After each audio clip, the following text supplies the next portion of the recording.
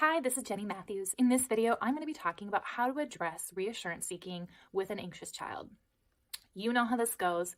It is the thing that drives you nuts. Your child asks you over and over again if everything's going to be okay. Are you sure that you're going to be okay? Are you sure you're going to be home when you say you're going to be? Are you sure I won't get sick? Whatever it is, your child has some kind of worry or worries and can't help but continually ask you for reassurance. And it's frustrating because as a parent, you feel damned if you do and damned if you don't. If you don't answer the question, their anxiety just gets bigger and bigger, and you want to just keep the peace. So you decide to answer the question. But that doesn't seem to make everything okay. It actually makes them ask more questions. And so it's really, really frustrating, not only for you, but it's also frustrating for them because they're not developing then the skills they need to be confident and independent because they're relying on that reassurance. So we need to put a stop to the reassurance seeking, and here's how. So you're going to first start with talking with your child about this change that you're going to make. You need to let them know so that they're prepared for you changing the rules with anxiety. Anxiety doesn't like change. So you got to just let them know. Doesn't mean that they're going to then like it, but at least you're preparing them for what's to come. And then they can get on board with that change a little bit better. So it might look something like this. You might say something to your child like, I know that this is really hard for you, and I really want to help you. But I notice that when you ask these questions about when I'm going to be home and if I've gotten home yet and all these things, that it's really anxiety in charge of your brain. And I don't want to keep feeding anxiety. Do you? No. So I'm going to say something different instead. And here's what that is. So that's going to be then where you need, as the parent, to insert a different response. You need to let your child know what you're going to say differently so that when that comes up later, they're like, oh yeah, this is what we talked about. They're not going to necessarily like this, and that's okay. They're not going to be like on board, like, woohoo. Okay, that's all right. But you still need to let them know, and it will get easier the more that you do it. So here's some examples of some responses that you could say instead of answering that question. You could say something like, it sounds like anxiety is in charge right now. What could you say back? Or you could say something like, is there a helpful thought that you could have instead? Or is there a coping tool that you could use? You could say something simply like, I'm not going to answer that question. You know the answer to that. So pick the response that you want to use and let your child know about that up front. Okay, it is really important not only for your child to know that response, but for you as well, because it is just automatic for you to just answer those questions when they come up. And it's going to be automatic tomorrow when you try this new response, unless you know what you're going to say instead. So you don't want it to just slip out of your mouth, because then it kind of changes the plan that you talked about with your child, and they're like, oh, mom wasn't serious anyway. And so it just messes things up. So know in advance. Okay, so once you know what you're going to say instead, you've communicated that to your child, then you want to go ahead and start.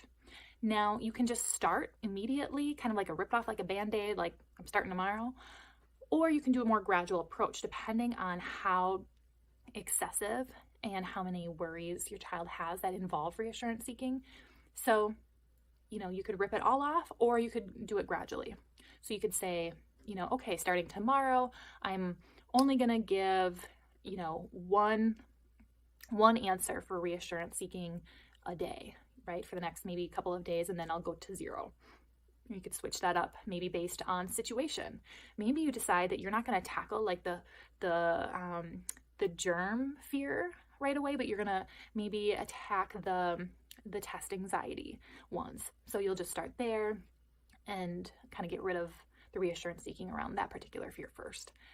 So you have to really work this one out between you and your child about what's going to be best. It's easier to start with the one that causes least amount of anxiety first before you get to the one that's like most anxiety producing. If you do it gradually, great. So start with, reducing the amount of times you offer reassurance seeking until you get to offering none.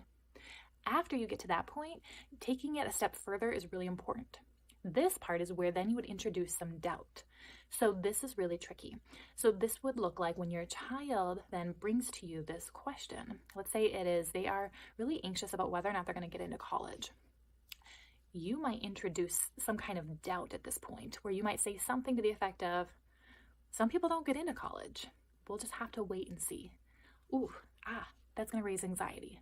But again, that is something that we need to have happen for your child, not right away, but after they've done all these other steps, so that they can learn to tolerate some uncertainty and learn on how to get that reassurance from themselves and not from others. So that's kind of the outline for where you want it to go.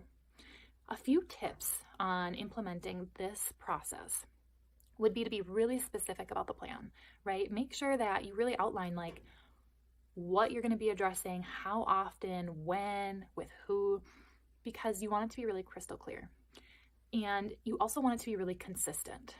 If you answer that question one time, even when you're in the phase of where you're not going to, it ends up kind of breaking down the whole system, because your child then realizes that then if they're just persistent enough, they'll get that reassurance and comfort that they're looking for. The other thing that's really important is make sure that everybody is on board. If you as mom or dad are the only ones, if only one parent is doing this, that's also not going to be helpful to your child, because your child's just going to go to the next person to get that reassurance. So this includes siblings. It includes maybe even the child's teacher or the daycare provider. So really think about who else needs to be on board and go from there. And the last thing is, two more things. Use rewards. Okay, it is going to be hard for your child to buy into this, and it's going to be really challenging for them to change this. And so try to do some things to make it a little bit easier for them. One is to reward them for following through, for using their coping tools, and having a good response to it. So use that to help keep them engaged in the process. Also, it might be helpful to increase some attention with them out, in other areas, because it'll make it easier for everybody, because the tensions are going to rise in the house when you don't give this answer. So if you can build in some extra love and hugs and attention, and other fun things to do, it will make it an easier time for everybody. And so that is the last piece, is the expecting the increase in behaviors. This is going to get tough. Anxiety does not like change. It has certain rules, and what you're doing is you're changing them. And it's a good thing to change them, but it's going to increase anxiety and maybe even some anger, meltdowns, you name it. And I just want you to know that is absolutely normal, and it's okay, and to just stick through it. So you have to remind yourself of that. So I hope that this is helpful. I know that you can do this. Good luck. See you next time. Bye-bye.